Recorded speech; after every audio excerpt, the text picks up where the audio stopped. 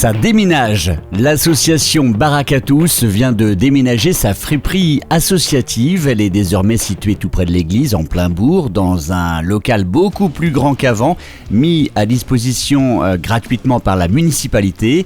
Une étape majeure dans ce projet lancé voilà plus de 2 ans et demi à Derval. Visiblement, les premiers clients sont ravis. Écoutez, moi je passais en camping-car, on est en road trip actuellement avec en girl power avec ma nièce et sa fille.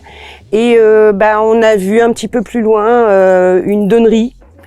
J'ai mis le clignotant, on a été extrêmement bien accueillis dans ce lieu. On a vu qu'il y avait de l'intergénération. Moi je suis animatrice socioculturelle, ça m'a tout de suite fait vibrer quelque chose en moi. Moi, je trouve c'est beau, c'est fait avec goût, voire même, je me dis que j'habite un petit peu loin d'ici, mais je pense que je me serais engagée dans le projet si j'avais habité un peu plus près.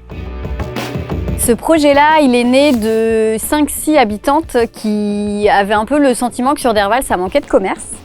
Et donc du coup, nous, au niveau de l'association, on a accompagné ce groupe d'habitantes-là pour mettre en place une boutique. Et très vite, ça s'est tourné plutôt sur la volonté de mettre en place une friperie, donc un magasin de vêtements et d'accessoires d'occasion. Alors ici, on peut trouver des vêtements hommes, femmes, enfants, bébés, des chaussures, des bijoux, des accessoires, écharpes. On n'a que des vêtements été à la saison été et on prend les vêtements hiver vers le mois de septembre. L'idée de la boutique, c'est donc sur les temps d'ouverture, on peut aussi déposer ses vêtements puisque la boutique n'est remplie qu'avec les dons des habitants. Et l'idée, c'est vraiment que ce soit des habits de saison puisqu'on n'a pas de lieu de stockage, donc de saison. Et en très très bon état, la boutique est petite, donc on peut se permettre de trier. Et donc quand les personnes viennent donner leurs vêtements, on trie avec eux. Et on garde ce qui va être mis directement en rayon. C'est pas lavé, on n'a pas les moyens de faire ça. Donc c'est vraiment directement mis en rayon. Et ce qu'on ne prend pas, c'est-à-dire ce qui n'est pas de saison, ce qui a des petits trous, un bouton manquant, etc. On peut pas se permettre de garder ça, donc les clients repartent avec. On se rend compte que les personnes osent davantage rentrer dans la boutique puisqu'elle est beaucoup plus visible. Elle a vraiment l'air d'un vrai magasin de vêtements. Et donc du coup, les personnes osent vraiment passer la porte. En termes d'accessibilité aussi, on est très content parce que c'est accessible maintenant aux poussettes et aux fauteuils roulants, ce qui n'était pas le cas dans l'ancienne boutique.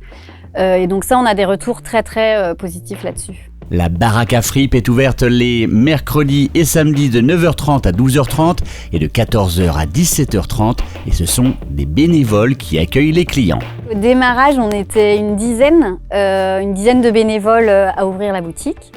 Et aujourd'hui, donc après 2 ans et demi de fonctionnement, on en est à 34 bénévoles qui œuvrent pour vraiment tenir la boutique tous les mercredis et tous les samedis. Alors moi, je suis là depuis le début, depuis 2 ans et demi. Mais moi, ça me fait l'impression de tenir un petit magasin, c'est sympa.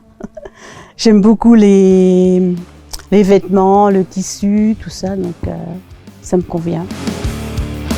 Le gros avantage ici, c'est que du coup là on a un local qui est mis à disposition gratuitement, ce qui n'était pas le cas dans l'ancienne boutique. Et donc là ça nous fait une grosse charge fixe en moins.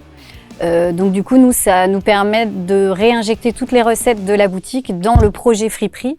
Par exemple, on peut proposer de la formation aux bénévoles. On a proposé de la formation conseil en images, puisque l'idée de la friperie, nous pour l'association, donc centre socioculturel, l'idée c'est pas de juste vendre des vêtements, c'est bien d'être sur un projet qui va drainer du lien social, un projet pour du développement durable, et donc nous derrière d'aller développer d'autres choses que juste vendre des vêtements, mais aussi que les gens puissent se rencontrer et créer autre chose autour de ça. C'est d'ailleurs le cas, donc il y a la formation conseil en images qui a eu lieu. On a une bénévole notamment qui a vraiment adoré cette formation-là et du coup qui conseille les clients et clientes dans la boutique. Et l'idée, c'est que nous, derrière, la boutique est quand même assez récente. On va aller créer du partenariat avec la mission locale, par exemple, pour que les jeunes puissent venir et éventuellement travailler ensemble pour voir comment je m'habille pour un entretien d'embauche, etc. Et je pense que là, la prochaine étape avec ce nouveau local, ça va aller de déployer du partenariat et de faire des choses pour le territoire. Moi, je trouve qu'il y a du sens parce qu'on sent qu'il y a une volonté de faire vivre le territoire. On voit bien que nos campagnes sont désertées actuellement, qu'il faut amener du lien entre les gens. J'ai entendu ce qui était dit par la jeune femme tout à l'heure et moi, je trouve que ça fait sens, oui. Et je pense qu'on est dans une société où on a besoin d'avoir du sens.